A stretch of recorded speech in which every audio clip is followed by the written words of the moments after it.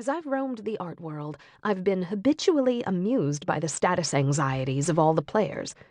Dealers who are concerned about the location of their booth at an art fair, or collectors keen to be first in line for a new masterpiece, are perhaps the most obvious instances, but no one is exempt. As John Baldessari, a Los Angeles-based artist who speaks wisely and wittily in these pages, told me, artists have huge egos, but how that manifests itself changes with the times.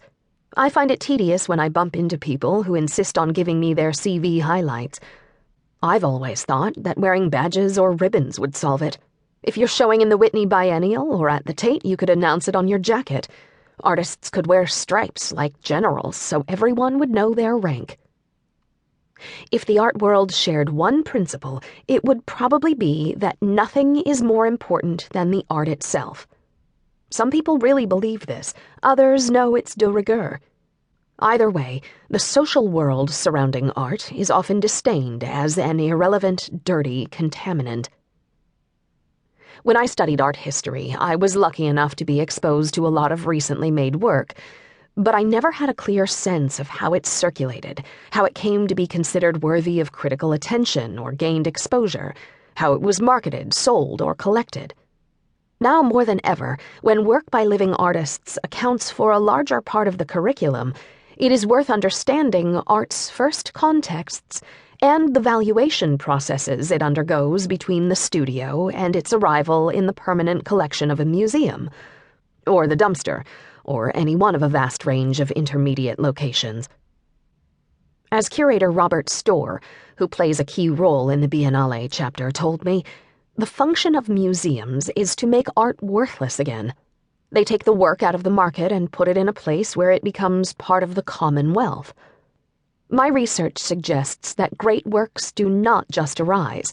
They are made, not just by artists and their assistants, but also by the dealers, curators, critics, and collectors who support the work. This is not to say that art isn't great, or that the art that makes it into the museum doesn't deserve to be there. Not at all.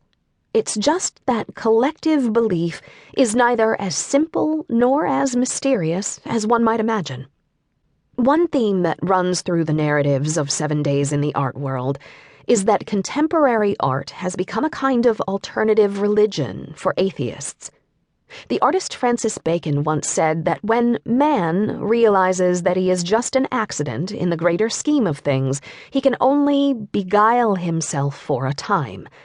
He then added, painting, or all art, has now become completely a game by which man distracts himself, and the artist must really deepen the game to be any good at all.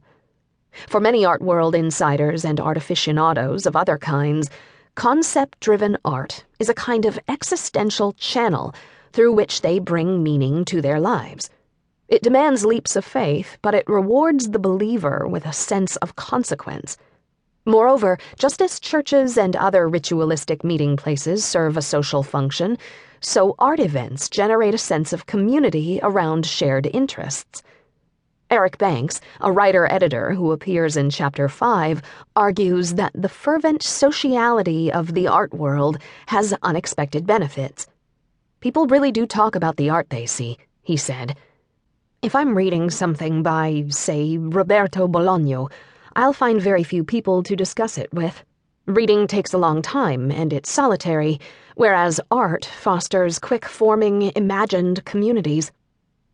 Despite its self-regard, and much like a society of devout followers, the art world relies on consensus as heavily as it depends on individual analysis or critical thinking. Although the art world reveres the unconventional, it is rife with conformity. Artists make work that looks like art and behave in ways that enhance stereotypes. Curators pander to the expectations of their peers and their museum boards. Collectors run in herds to buy work by a handful of fashionable painters. Critics stick their finger in the air to see which way the wind is blowing so as to get it right. Originality is not always rewarded, but some people take real risks and innovate, which gives a raison d'être to the rest. The art market boom is a backdrop to this book. In asking why the market soared in the past decade, we might start